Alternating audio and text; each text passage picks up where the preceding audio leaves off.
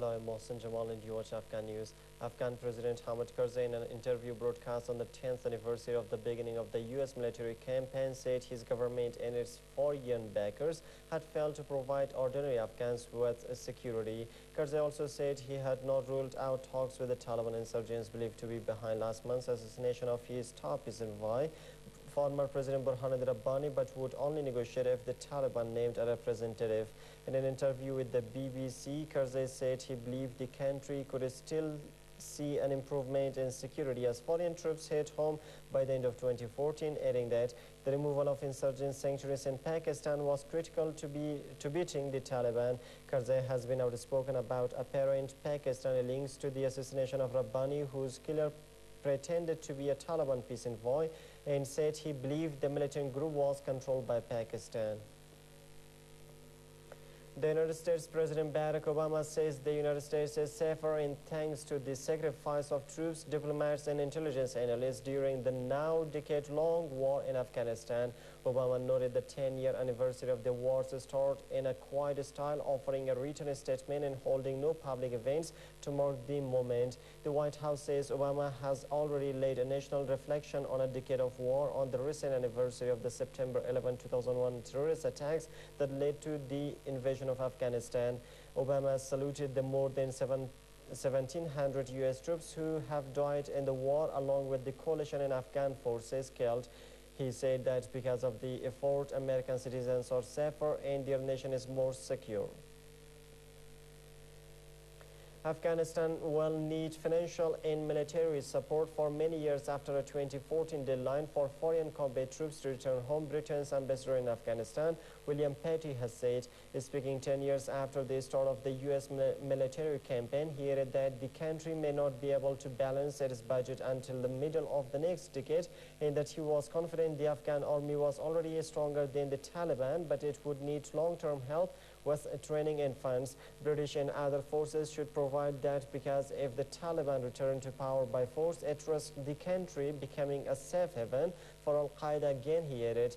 President Hamid Karzai and his Western backers agreed troops would leave by the end of 2014, but Petty said that while foreign soldiers would no longer go out to fight, Afghan forces would get funds and support. Afghanistan on Saturday downplayed the risk to President Hamid Karzai after officials foiled an alleged assassination plot, denying that a bodyguard under arrest ever had free access to the palace. The intelligence service announced this week that one of Karzai's personal bodyguards and 2 university lecturers were among 6 people under arrest over an alleged Al-Qaeda plot to kill Karzai hatched in Pakistan.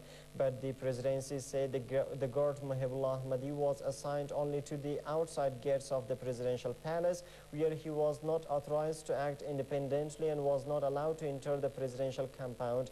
The National Director of Security said the 6 were recruited to Al-Qaeda by a religious teacher at Kabul Medical University, claiming that they were very close to launching their attack, having found a way inside the palace and recruiting one of the president's bodyguards.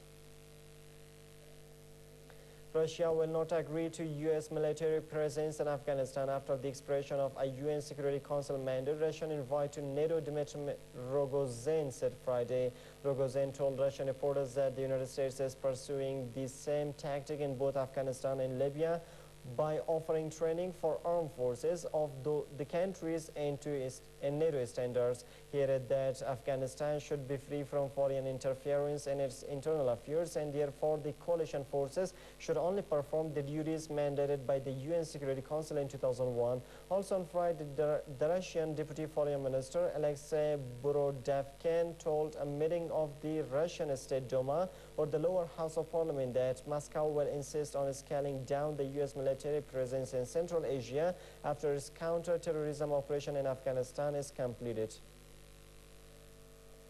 NATO says that at least 25 insurgents were killed during the largest coordinated insurgent attack on military bases in the eastern Afghan province of Paktika since 2009. The attacks targeted U.S.-led troops near the border with Pakistan on Friday, as Afghanistan and the United States marked the 10th anniversary of the U.S. bombing campaign that forced the Taliban from power in late 2001.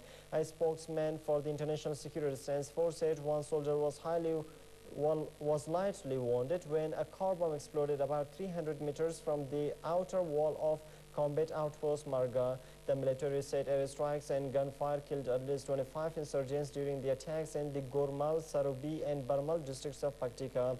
East Afghanistan is one of the main flashpoints in the 10-year Taliban insurgency, fueled in part by its proximity to rear bases in Pakistan. At least 35 people, most of them students, were killed when a car collided with a coach on a highway in northern China, a state media reported on Saturday. The car from the central province of Shandong hit the coach on Friday afternoon in Tianjin City, near Beijing, reports said, which added that another 19 were injured. The coach, which overturned on impact, was carrying 55 passengers, most of them college students, on their way back to school after a 7-day national holiday. At least 56 people were killed in 3 major road accidents, including the Tianjin smash during the 1-week holiday break, which ended on Friday, according to media reports. Road accidents in China killed at least 65,000 people last year and injured 254,000, according to official figures. The latest assault in the ongoing battle for Sirte, the hometown of former Libyan leader Muammar Gaddafi, is currently underway, with Libyan fighters undertaking a major operation to try to end a 3-week standoff. Commanders for the National Transitional Council said on Friday that the operation marked the final push to take the coastal city from Gaddafi loyalists. Colonel Ahmad al-Obaidi, an NTC commander, said that NTC forces were advancing on Sirte from all directions and hoped to soon capture the city. Medics said at least 12 anti-Gaddafi fighters had been killed and more than 120 others injured in the assault. Ahmad Muhammad Abu Od, the administrator of a nearby field hospital, said 4 ambulances had been destroyed by fire from Gaddafi forces and 2 ambulance workers wounded. In the last but not the least, at least 21 Syrians, including a prominent Kurdish rights activist, have been killed amid protests by thousands against President Bashar al-Assad's government and in support of a newly formed opposition front, activists say.